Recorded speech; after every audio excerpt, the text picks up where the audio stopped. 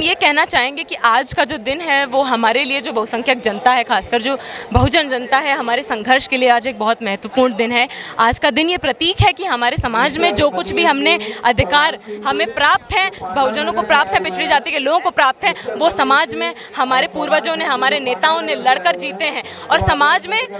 आज भी हम अगर आज की प्रासंगिकता की बात करें तो आज हम एक ऐसे समाज में रह रहे हैं कि पिछले 2 साल जो आपदा के रहे उसको अवसर में तब्दील करते हुए हमारी सरकारों ने लगातार इस तरीके की नीतियां पारित की हैं जो बहुसंख्यक जनता के हित के विरोधी हैं, बहुजन जनता के हित के विरोधी हैं। चाहे वो नई शिक्षा नीति हो, चाहे वो लेबर कोड बिल हो, चाहे वो जो कृषि कानून है जिसको जनता के संघर्ष और आंदोलन के बाद वापस ले लिया गया हो। लगातार हम देख रहे हैं कि जिन अच्छे दिनों की बात सरकारें हमसे पहला झूठी बातें करती हैं, वो अच्छे दिन आज केवल एक बहुत छोटी सी आबादी, एक केवल पूंजीपतियों के अच्छे दिन आज आए हैं। आज बहुसंख्यक जनता के जो अधिकार हमारे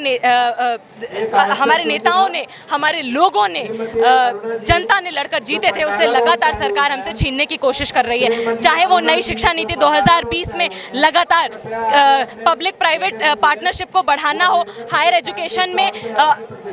ग्रांट की जगह लोन को स्थापित करना हो, लगातार कॉन्ट्रैक्चुअलाइजेशन ऑफ जॉब्स हो, और चाहे हम आज भी ये देख सकते हैं कि हम ऐसे देश में रहते हैं जहाँ पर लोग चांद तक पहुँच गए हैं पानी ढूंढने के लिए। लेकिन त्रासदी ये है कि आज भी हमारे देश की राजधानी दिल्ली में आपको कई जगह ऐसी मिल जाएंगी जहाँ पर हमारा जो मजदूर है, जो सफाई का काम करता है, वो बिना किसी सेफ्टी इक्विपमेंट के उसको मैन होल के अंदर भेजा जाता है। कुछ दिनों पहले की बात है कि 4 जने समयपुर बादली के इलाके में चार मजदूरों को बिना किसी सेफ्टी इक्विपमेंट के मैन होल के अंदर भेजा गया और वो कभी वापस नहीं निकले। तो आज हमें भारत जाते मुक्त बन पाएगा?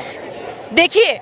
हम जब किसी आंदोलन या किसी संघर्ष का हिस्सा बनते हैं तो हम हमेशा कुछ मूल्यों पर उस संघर्ष को हम लड़ते हैं, उसमें हम शामिल होते हैं। और वो हमारे मूल्य ये है कि हम समाज में जातिवाद मुक्त समाज चाहते हैं, हम शोषण मुक्त समाज चाहते हैं, हम गैर बराबरी मुक्त समाज चाहते हैं। क्योंकि जब तक ऐसा नहीं होगा तब तक इस समाज में केवल जिनके पास संसाधन है, केवल जिनके पास पूंजी है, केवल वो अपने अधिकार, अपने विशेषाधिकार सुनिश्चित कर सकते हैं। बाकी जो बहुसंख्यक जनता है वो लगातार अपने हाथों से, चाहे वो सरकारी शिक्षा का अधिकार हो, चाहे वो न्यूनतम रोजगारी मजदूरी का अधिकार हो, चाहे वो रोजगार का अधिकार हो, लगातार हमारे हाथ से इसी तरीके से ये सरकार और ये कॉर्पोरेट का जो गठजोड़ है वो छीनते रहेंगे। हम आपको अक्सर हर मुद्दों पर सड़कों पर देखते हैं, आप लोग नजर आते हैं, केवाईसी संगठन हमेशा रहता है, लेकिन आज बाबा साहब की जयंती, आप लोगों किसी के पास भी कोई बाबा साहब का फोटो नजर नहीं आ रहा।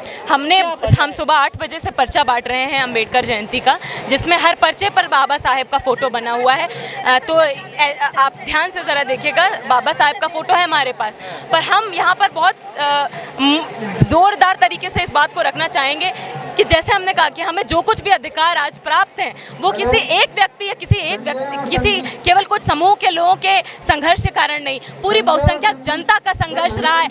18वीं, 19वीं, 20वीं सभी सदियों में, और आज भी चलता आ रहा है। और उस संघर्ष को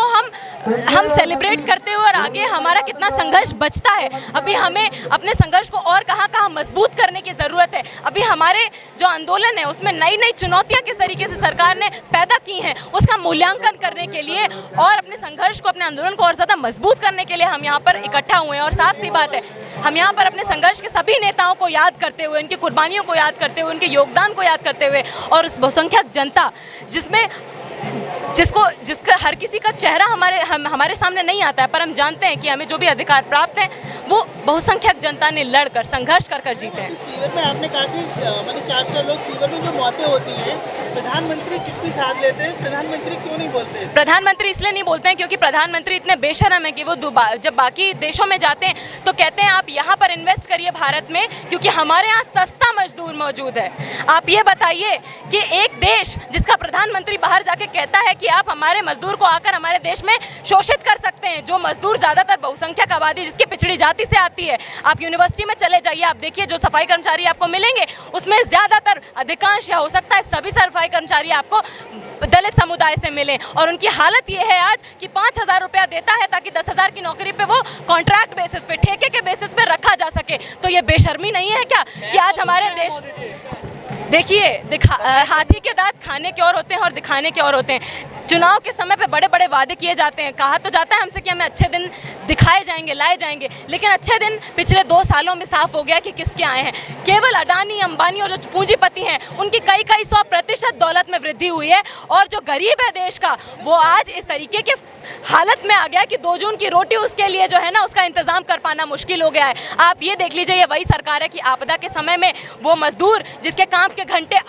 8 घंटे के काम का अधिकार आंदोलन ने लड़कर जीता था, लेकिन उसके बाद भी हमारे देश में 10-10 घंटे काम कराया जाता था। पर आपदा के समय में वही मजदूर जो सड़क पर नंगे पैर हजारों किलोमीटर चल के अपने घर गया, वो हमारी मजदूर औरतें जो प्रसव पीड़ा सड़क पर महसूस करने के लिए मजबूर हुई इस बेशर्म सरकार की मौजूदगी में, उनके काम के घंटे 8 से बढ़ाकर 12 कर दिए गए। इससे बड़ी बेशर्मी क्या हो सकती है कि हमारी जो मजदूर जनता है, जो खटती है सफाई के काम में, मजदूरी के काम में, जो एक छोटे से जो हम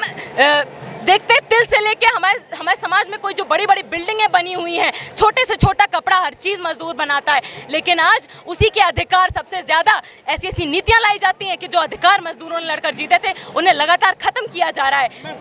जो बीजेपी सरकार है वो ढिंढोरा पीट रही है कि हम 80 करोड़ लोगों को फ्री अनाज दे रहे हैं। देखिए, बहुत साफ सी बात है, 2020 में कोरोना की पहली लहर आई और 2021 में हमने देखा कि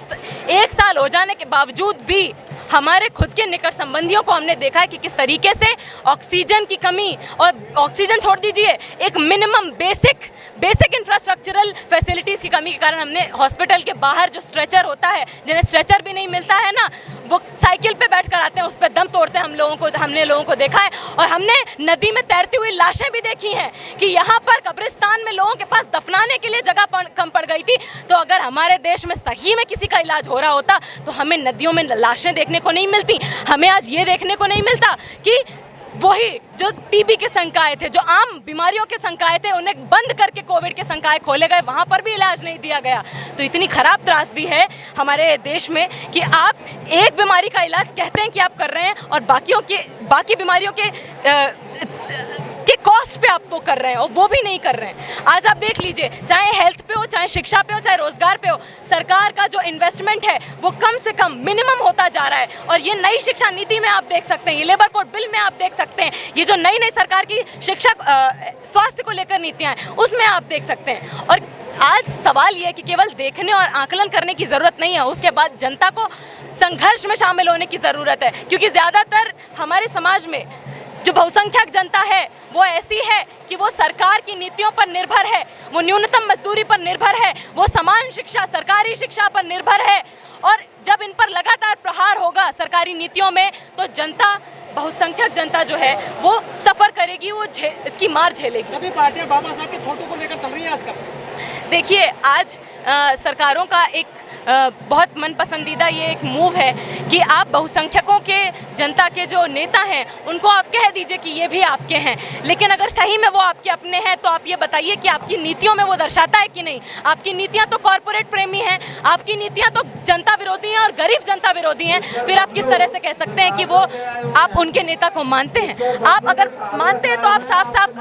हमें सबूत दीजिए। आप समान शिक्षा नीति क्यों नहीं लागू करते हैं केजी से लेकर पीजी तक? आप क्यों नहीं न्यूनतम मजदूरी सुनिश्चित करते हैं? क्यों हमारे देश की आज भी 90% जो कामगार आबादी है वो असंगठित क्षेत्र में काम करती है? ऐसा क्यों है? तो ये सवाल सरकार से उठाने की ज़रूरत है और अपने आंदोलन को मजबूत करने की ज़रूरत है। वरना हम जो सोचकर अगर बैठ रहे हैं जनता में कि हमारे विशेषाधिकार बने रहेंगे, वो सिर्फ तभी बने रहेंगे जब हमारे विशेषाधिकार सभी के लिए समान अधिकार जब तक नहीं बन जाते, वरना आपके विशेषाधिकार आपसे कब छिन जाएंगे आपको पता नहीं चलेगा। तो जनता के आंदोलनों में हिस्सा लीजिए, सरकार की नीतियों का आकलन कीजिए, सवाल उठाइए और आंदोलन को मजबूत करिए। इनकलाब जिंदाबाद।